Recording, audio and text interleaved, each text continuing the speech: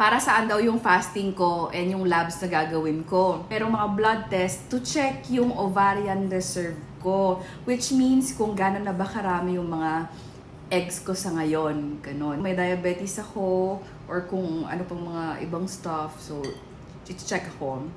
Pero so far kanina, in ultrasound ako, okay naman daw. All clear naman siya. Kasi before may cyst ako, so nawala na rin siya.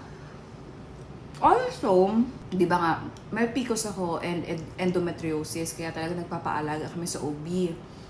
Before, ireg ako talaga and sobrang in pain ako tuwing may period. Pero ever since nagkaanak ako, actually, na-realize ko lang siya kanina nung in-interview ako, nung tinatanong ako sa clinic, na ever since nagkaanak ako, hindi na siya masakit as much and regular na ako. So, I don't know kung may factor dahil nga may anak na ako. I don't know. Medyo positive ako na mas magiging madali yung pregnancy namin ngayon. Kasi, di ba before namin mabuo si Kitty na miscarry pa ako, doon lang namin nalaman na may endometriosis pala ako, gano'n. Ano yun? Alam na namin yung case ko. PCOS, endometriosis, low cervix. So, mas cautious na kami ngayon. And dahil nga may endometriosis ako, medyo kailangan talaga natin ng help ng science, ng mga fertility gamot para mas tumaas yung chances. Magte-take pa rin ako ng mga ganito, vlogs, para kwentuhan kayo. Sakto yung visit ko sa clinic kasi day 1 ng period ko is April 29. Doon na pala magsa-start talaga yung count. Day 1 na yon. So, kailangan pala, within 3 to 5 days, meron akong kailangan i-take na gamot. So, buti nilang nakaabot kami sa window na yon, makaka-start kami sa cycle na to. Nagets niyo ba? Kasi kung na-miss out namin yung window na yon, next period pa. So, buti nilang umabot tayo. Actually, iba yung reason ko ba't ako pumunta sa kanila. Kasi meron akong na-feel na bump. Pero pagdating ko doon, sa day na yon, nawala siya. But anyways, so yun. Anyway, ready na rin naman talaga kami. I mean, medyo nagtatry na rin naman kami ng mga previous months. Pero hindi lang yung talagang, pero wala. So, yun din kasi yung sabi ni Doc, kung 3 to 6 months of trying, normally, naturally, wala pa rin. Balik kami sa kanya. So, bumalik na kami. And I feel like ready na rin naman ako at this point. 4 years old na si Kitty, nagsuschool na siya, sobrang manageable niya na, nakakausap na siya, nakakaintindi na siya. So, I think perfect time na talaga to para masundan siya. So, ayun, abangan! So, today na yung mga lab tests, blood tests ko. And ang dami pala niya, binilang ko isa-isa, 12 pala lahat ng mga test na gagawin. Pakita ko na lang kung ano yung mga test na yon. Nagulat din ako na inabot siya ng 35,000. So, alam ko naman na magasto siya kasi with Kitty, ganito rin yung ginawa namin. Pero I don't remember na ganito siya kamahal. Pero syempre, 4 years ago pa yon. Malamang mas mahal na ngayon. And siguro, I don't know kung same yung mga test na ginawa. I'll have to check. But basically, kailangan lang i-double check yung ovarian reserve, which means kung gaano ba karami yung mga eggs ko, kumusta yung diabetes ko. Kasi with PCOS, high yung risk mo with diabetes. Ganun. Tapos, nag-take na rin pala ako ng glucose kanina, yung isang bote. And babalik ako after an hour. Tapos after an hour ulit.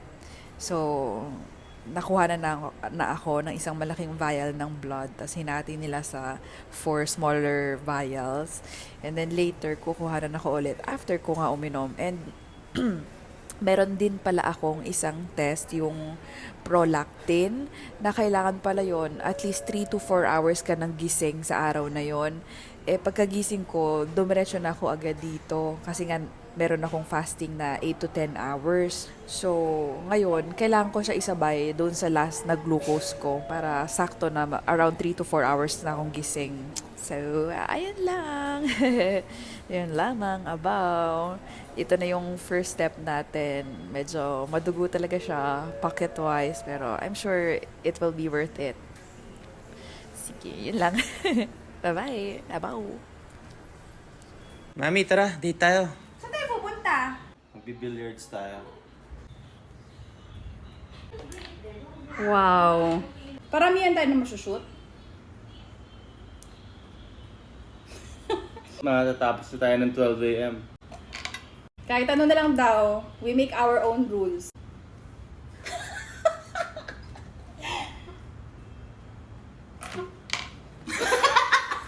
O yan, sige, banat. Teka lang. Oh, galing ko doon! Galit na oh. Wala, grabe, lakas ng kulog. Para professional yung look mo dapat. Sugat, ganun. Ulit! Ayusin mo, Chris! Pag kaya mo nang gawin yung no look. No look. O, diba? Oh, ang galing! Dapat magaling ka rin mag-trick shots. Okay. Tinatawag dito, behind the back.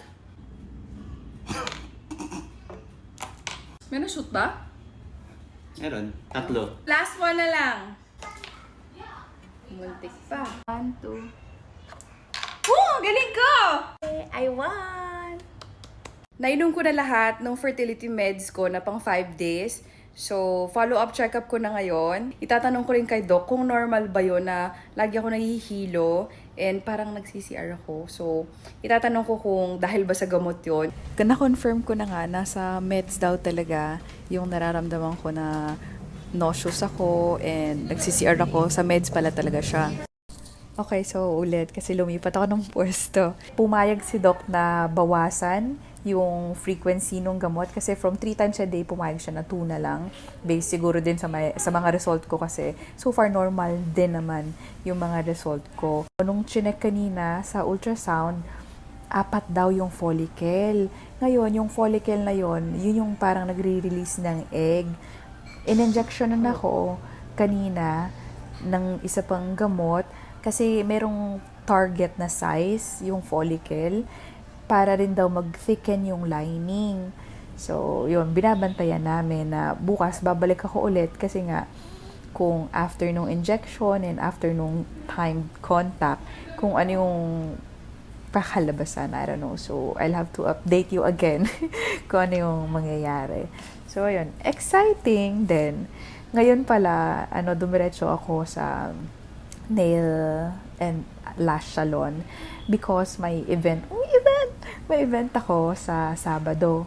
So, ayun, medyo nakaka-stress kasi ngayon, during the time of the recording, Mother's Day week to. Sobrang dami kong posting and events. Tapos nasabay siya dito sa journey natin. Babalik ako ulit. After ko, bukas, actually, ang schedule ko, may meeting ako sa morning, 2 brand. Tapos, may kailangan akong i-shoot. Deadline din for Mother's Day. Tapos, babalik pa ako sa doktor. Pareha sila nagkasabay-sabay talaga. Anyways, it's gonna be worth it. Magre-relax muna tayo dito. Yan, about.